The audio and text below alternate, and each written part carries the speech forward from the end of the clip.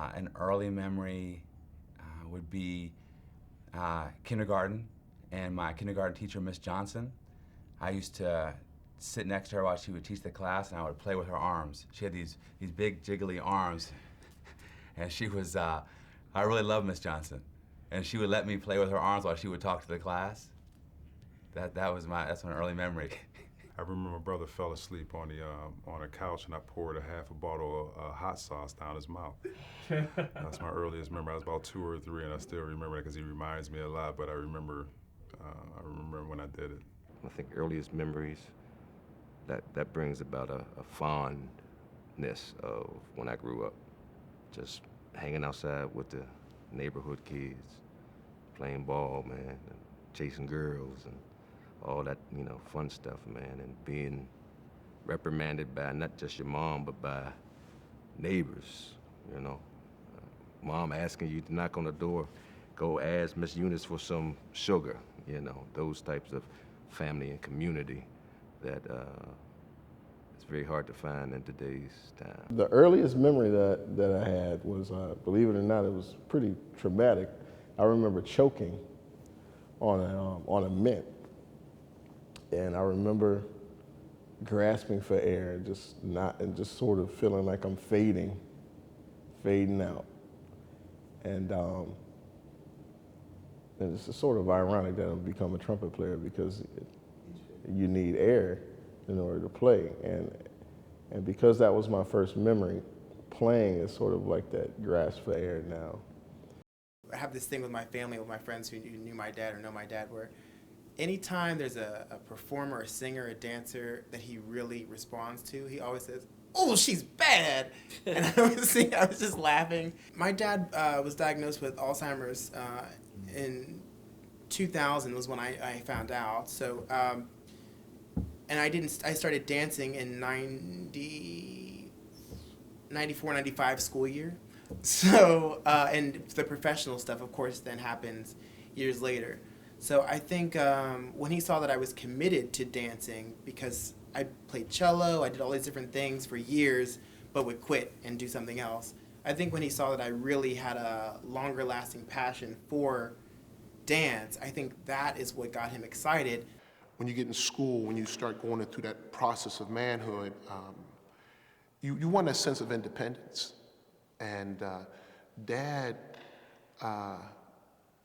God bless him. When I went to college, I thought that me being away from home, I was definitely establishing my independence, but I thought I didn't need my family really anymore, my father anymore. And so this pride kicked in, like I would never call home for anything. I'm gonna do it on my own. But then when money started getting really thin, I refused to call home for food, for money for food and things like that. And somehow, I don't know how it happened, but word got home in Pittsburgh that I was not eating. And I did. I lost probably about 80 pounds. My face was sinking in. I was losing weight. I went from 215 pounds down to 175 pounds. And my dad pulled up in his old station wagon with the wood panels, pulled in front of me. I didn't even know he would show up. He showed up, and he pulled me to the side, and he said, "Man, I may not have a lot of money. I might not have riches, but you're my son. And whatever you need, I'm going to do for you." I said, "Well, Dad, I didn't want to call home. And what he did, he reached in his pocket. He gave me $50. But in the back of that old dusty station wagon, there had to be probably about 10 bags of groceries, oodles and noodles, everything you ever wanted. And I'll never, ever forget that. I mean, it was even a snowy day, and for him to drive up there in that old beat-up station wagon. But he told me what he showed me was the sense of what it is to be responsible. The ideas of responsibility and the importance of family. And so even as being a father now of children, that's how I would like to be with my children. When you have kids, you try to instill in them the things that, even your own aspirations of what it means to be a man. And I did my best in instilling those in him, all the way from naming him after something great or someone great, and having hopefully that he would aspire to have that level of greatness and become a musician, which he did. But I took him to Cuba when he was 10 years old to study with a Cuban pianist at the conservatory there. He was there for 10 days and studied with him every day. And on our way back, I had purchased about 5 boxes of cigars to bring back with me. And when you go through customs in Cuba, you know, they may let you through with 1 or 2, but they're definitely not going to let you through with 5. So I had some other folks, you know, to take some boxes, but so I had a couple left. And so I needed, so I went to my son. We were sitting in the airport in Cuba. I said, listen, so when I need you to, I said, I'm going to put these cigar boxes in your backpack. I said, and so what I need you to do is just take them on through. I said, for some reason or other, they separate us. I don't know what they're going to do here in Cuba, you know, with customs. I said, but they may take you away. I said, if they ask you a question about what you have in your backpack, I said, just tell them we bought these cigars on the street and that we bought them as gag gifts for your friend. You don't give them to your friends when you get back as a souvenir from Cuba. So I put him in his backpack, and we were sitting there in the airport, and he's squirming in his chair. He's all, you know. I was like, man, what's wrong with you? You gotta use the bathroom? He's like, no. Then all of a sudden, just out of nowhere, he goes, man, I'm not lying for you, man. I'm not lying. I can't do this, Daddy. I'm not lying. I just can't do it. I'm not going to lie for you. I said, well, you know, he said, I can't do it, man. I'm not lying. I said, okay, calm down. He goes, and Daddy, I really, really would appreciate if you take those cigars out of my backpack, right? And so, you know, at that point, it made me realize that he, you know, the stuff that I tried to instill in him had sort of taken root, but that he found this way to assert himself in what it is that his principles were of the stuff that I had taught him in a way that was assertive but not disrespectful to me as his father, which let me know that, you know, the experiment, he's my first child, the experiment in fatherhood is kind of working out, you know. So that made me very happy to know that, you know, this thing actually might work out. I didn't have the opportunity to meet my my father till I was 16 years old, and strange. I remember I walked past his job every day of my life, and then for some strange reason, my mom just came out of nowhere and asked me would I would like to meet my my father, my sperm donor, and I think the initial interaction over the first year I knew him, we didn't click.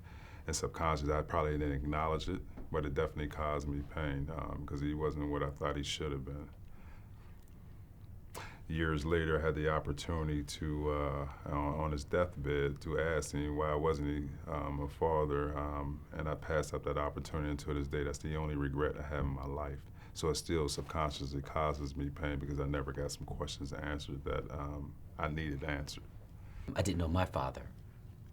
And so if I had to define what that feeling was, it would be things like somewhat like loss of identity, abandonment, you know, anger, you know, and in some cases, loneliness. Man, growing up, I was a sensitive type kid. And so I'll never forget, it was Father's Day. I was probably 8 years old. All the family's in the room, and everybody's giving them cards, you know. So I got this really sensitive card. It was real. I mean, it had like pages and pages of stuff in it about why I love my dad, and you know, there were a couple pictures in there with a dad holding hands with a girl, you know. But what did I care? It said what I wanted to say, right? So I gave it to him, and he looked at it like, "Wow, really?" Like, you know, because he was the macho type guy, you know. And he's like, you know, this is like some like gay thing. What is, you know, or like, I don't know. Just that was pretty deep. And that hurt, hit to the core right there, man. I walked out the room, and I mean, that stuck with me for like a long time. Well, it's still with me, right? Still, I mean, to this day, in fact, I don't like buying greeting cards. So I didn't want to play football. I wanted to do art, you know. And my dad was like, what? You want to do art? You know, and so like that whole stigma of, you know, questioning my sexuality, using the faggot word and everything all the way through, kind of like, you know, lasted. Or at least it was never that I was that as much as just, are you that? And keep throwing it out there, are you that? Because I was a sensitive guy, that kind of thing. So being young and being in love with another man. So for me, that was the pain is in the struggle to really figure out what those feelings are and why people would condemn me at such a young age for whatever feelings those might be, whether it be a preconceived notion of, if I have a close friendship with another guy, but because everyone's assuming already at age 7, 8 that I'm homosexual, that the friendship that I have with this other guy is the wrong friendship or the wrong relationship. So just having all of that aggression towards sexuality and individuality and just whatever my quest was at a young age, I think that experience was a painful experience. When our two sisters came along, Dad was, again, we talked about Dad, the man thinking about the sacrifice. He was like, told his wife, he said, we got to get these kids, they can have their own bedrooms. Boys are sleeping in the kitchen, the girls are sleeping in here with us. So my dad went to worked 16 hours. He worked at the mill, so he was able to get overtime. He worked 16 hours for about a year and a half, trying to get the money together so we can buy a house. He found a house that was not too far away from where we were, but it was a house, big house. Everybody was going to have bedrooms, whatnot. But at that particular time, it was predominantly white in that particular part of the neighborhood. And but at the time, my dad was talking to the real estate agent on the telephone. And my dad got a real deep voice, and he articulates very well. So I suppose, based on the end results, they didn't realize that he was an African American. So my dad had come home almost like it was like yesterday. My dad came home from work, happy, excited. My mother was excited. So we're going to go see the house. So we kids, we all, geeked. We jump in the car and ride up the street to go to the house. And now, mind you, my dad called the real estate agent before we left the house. Yeah, Mr. Williams, come on up. We have the house for you. It's beautiful. You'll love it. Yeah. We get up there, he opened the door, and he see black family out there. He said, I'm sorry, Mr. Williams, the house was just sold. And that was one of the first times that I saw my dad angry, because he never really told me about this thing in America, He never really, at 9 or 10 years old, he never peeped my coat to, the unfairness that was existing out here. And that's the first time I really, other than being angry at me about doing some crazy stuff, that's the first time I seen him that mad. He wanted to rip that man's head off his shoulder because he just talked to him and then the man told him. So that was one of the things one of the most impressionable, frustrating injustice and maybe somewhat painful thing that I remember in terms of a man doing something. I was on Wooster Street. So I'm standing there with a couple of guys. The cops zip up. So the cop asked me who I was. I told him my name is Mr. Lonzo Green. He says, what? I said, Mr. Lonzo Green. Pow! Smacked me across my face. And I went and told another cop around the corner, and she gave me the information to call and report it. I called Mr. Roy Dean down at whatever this board is. They never get back to me. They ask me about witnesses, I give them witnesses. They never get in touch with the witnesses. So it's just something swept up under the rug. So in other words, now this young white cop can go do this again, and it's all right. Because they just now told him that it's all right. Here, I'm old enough to be his daddy. I literally was crying because I couldn't do nothing about it. But that's just me. Can you imagine what's going on all over the country with situations like this? And it has been going on since day one. Just this year, last year. I hadn't been called the N-word for about maybe 20-some years. And it was funny, it was right after Barack Obama was elected. I had that experience a few times within just a couple months. So there's still work to be done.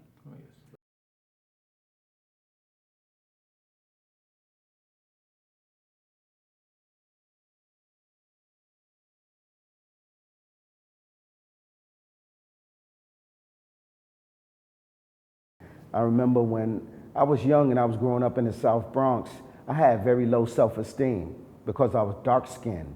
And back in them days, you know, I didn't get no play from the girls. You know, my homeboy, who was my partner at the time, his name was Gene Harrison. We called him DJ Playboy. He was light-skinned with curly hair. He got all the girls. You know what I'm saying? The girls, they wouldn't even look at me. I got called every name in the book from black people, from Puerto Rican people, and from white. They called me Blackie, Darky, Oiler, Oily, Ashy, everything you can imagine. So I had this low self-esteem. And the minute I got some money, I got old enough to get a job, I turned 18, man, I ran out. I got some Jerry curls. I got some Hazel contact lenses. I got some fur coats, diamond rings, gold chains. I was hip hop out, running clubs, doing it, you know what I mean? But at the same time, I wasn't myself, you know. I had to, and amazingly, I had all the women I needed then. You know, people really, you know, women responded well. I had so many friends. I hung out at all the clubs. But then I met Professor X, Lumumba Carson, introduced me to his father, Sonny Carson, and he looked right through the hair and the eyes, and he saw me for me. And what he did was, rather than him complaining about how I looked and trying to change me, what he did was he started educating me on who I was. You know what I'm saying? And the more I learned, then I just naturally, I cut the hair myself, you know, got rid of the Hazel contact lenses and all the jewelry, and I realized that I was the jewel. I was the diamond. You know, I was that black gold. But there was a situation where I let my emotions get the best of me. We got into a disagreement, and, you know, I got physical with her. And I remember how I felt afterwards, you know what I'm saying? And how she felt, like, and it's her reaction. And I don't know where it came from or where that, because that was the first time that ever happened. And, or I ever did that with the young lady, with a woman, or, you know, at the time a young lady. And that experience is what triggered something in me to not react in things as from a boy's perspective. That was a time that really kind of grew me, you know what I mean? And kind of, I had to kind of transform, in a sense, to a state of manhood, and it allowed me to understand that if I'm ever in a situation like that again, what not to do and how not to react. And that's a life lesson that I carry to me to this day. Obama's inauguration, just going down there with my wife and my kids, and seeing all kinds of people, man. It was amazing. I mean, obviously, a ton of black folks, but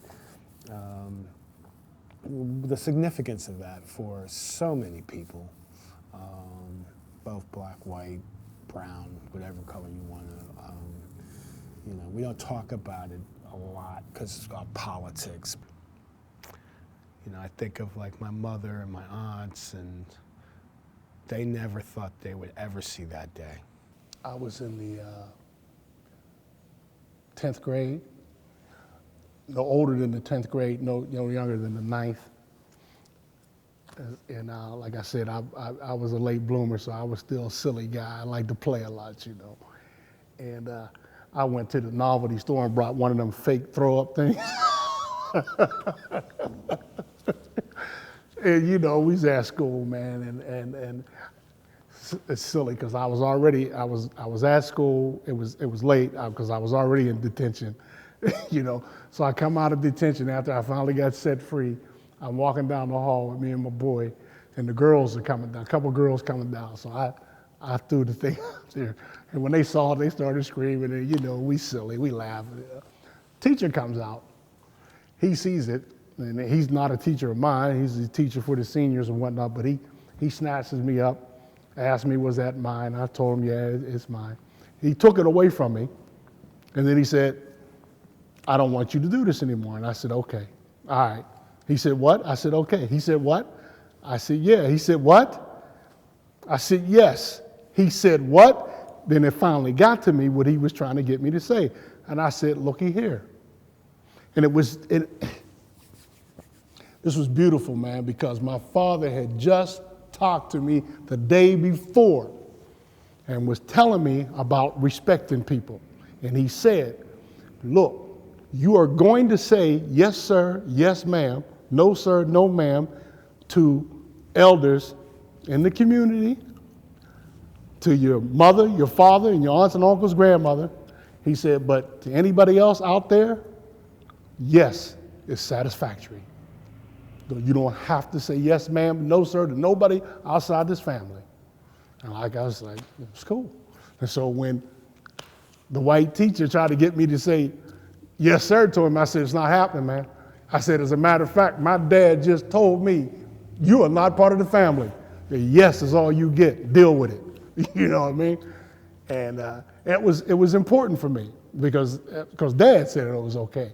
He was telling me it was okay to stand up to what I thought was an injustice.